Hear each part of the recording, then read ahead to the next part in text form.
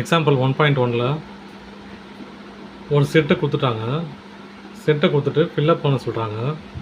இதுக்கு என்ன மீனிங் அப்படின்னா பிலாங்ஸ் டு, சரியா? இது நாட் பிலாங்ஸ், ஓகேங்களா? இப்போது முரளி விஜய் 7ன்ற செட்டில் இருக்கிறாங்களான்னு கேட்குறாங்க. முரளி விஜய் இருக்காரா? இருக்காரு. அப்போ பிலாங்ஸ் டு. அஸ்வின் இருக்காரா? இருக்காரு.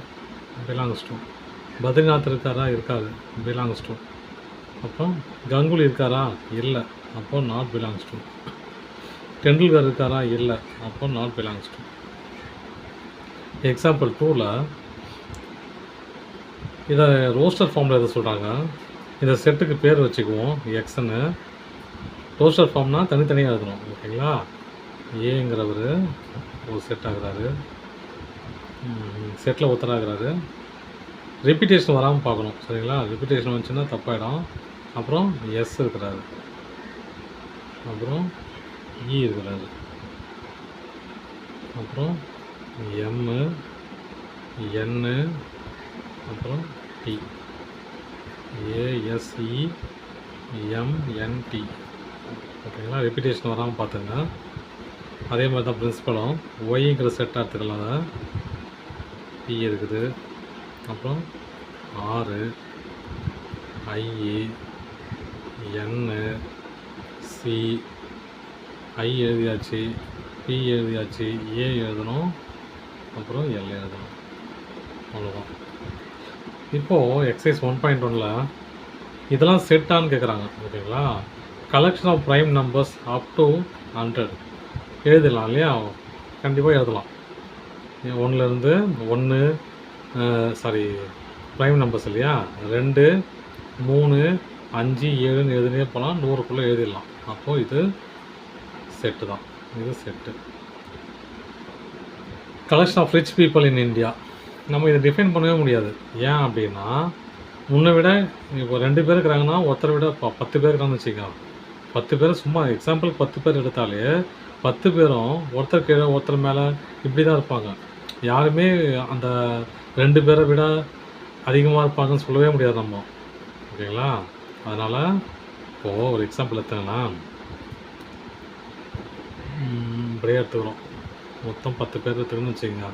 1, 2, 3, 4, 5, 6, 7, 8, 9, 10. இவரை விட இவர் பெருசாக இருப்பார். அப்புறம் இவரை விட இவர் பெருசாக இருப்பார். இவரை விட இவர் பெருசாக இருப்பார். இப்படியே ஸோ இதை நம்ம செட்டாக கன்சிடர் பண்ண முடியாது, சரிங்களா? அப்போது இது not a set. Collection of rivers சொல்லிடலாம் இல்லையா? இத்தனை ரிவர்ஸ் இருக்குன்னு மேப்லேயே இருக்குது இல்லையா? அப்போது இது செட்டுன்னு சொல்லிடலாம். பிளேயர்ஸும் இந்த ரிச் பீப்புளும் ஒன்று தான், ஓகேங்களா? ஒரு பிளேயரை விட இன்னொரு பிளேயரு பெஸ்ட்டாக தான் இருப்பாங்க இல்லையா? அப்போ நம்ம டிஃபைன் பண்ணவே முடியாது எந்த பிளேயரையும். அப்போது இதுவும் நாட் செட்டு. இதை ரோஸ்டர் ஃபார்மில் எது சொல்கிறாங்க எழுதிடலாம் இல்லையா? எக்ஸ்ன்னு அந்த செட்டுக்கு பேர் வச்சுக்குவோம். வச்சுக்கிட்டு ஐஏ, என்னு, டி, ஐ ரிப்பீட்டேஷன் வரக்கூடாது இல்லையா? அப்போது ஏ. இது அப்படியே எழுதலாம் ரோஸ்டர் ஃபார்மில். தனித்தனியாக எழுதலாம், அவ்வளோதான். பி, அப்புறம் ஏ, 6, ஏ வந்துருச்சு இல்லையா? அப்புறம் எல் வந்துருச்சு, இ, எல் வந்துருச்சு, ஓ, அப்புறம் ஜி, ஆர் வந்துருச்சு இங்கே இல்லை? அப்புறம் ஏ வந்துருச்சு, அப்போ எம். இதே ரோஸ்டர் ஃபார்மில் எழுதணும். இதுக்கு பேர் செட்டுக்கு பேர் எக்ஸ்ன்னு வச்சுக்கலாம். எம்மு, ஐஏ, எஸ்ஸு, எல்லாமே எஸ்ஐ இல்லையா? அப்புறம் பி. அவ்வளோதான் செட்டு. இதையும் எழுதிக்கலாம். ஒய்ன்னு பேர் வச்சுக்கலாம் செட்டுக்கு. சி, இசட்டு, இ, சி வந்துச்சு இல்லையா? ரிப்பீட் பண்ணக்கூடாது. ஹெச்சு, ஓ,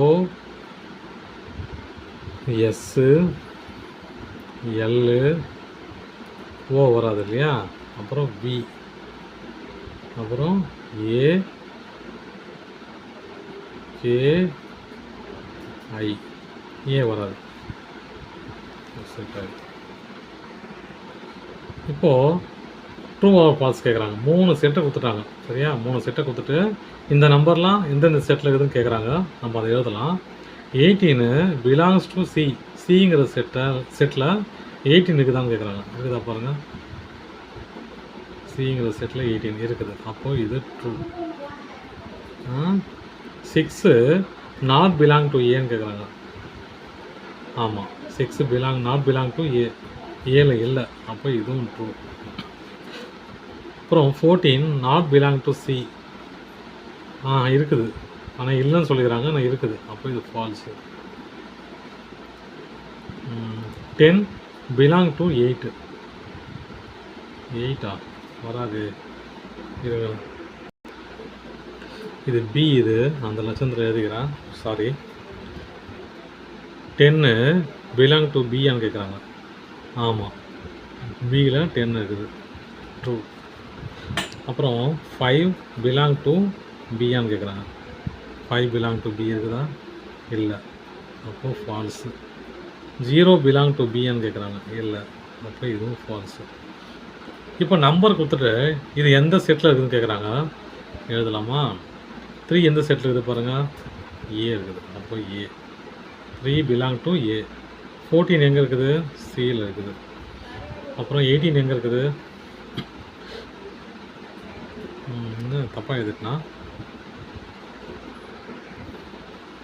18 பியில் இருக்குதா பாருங்கள்.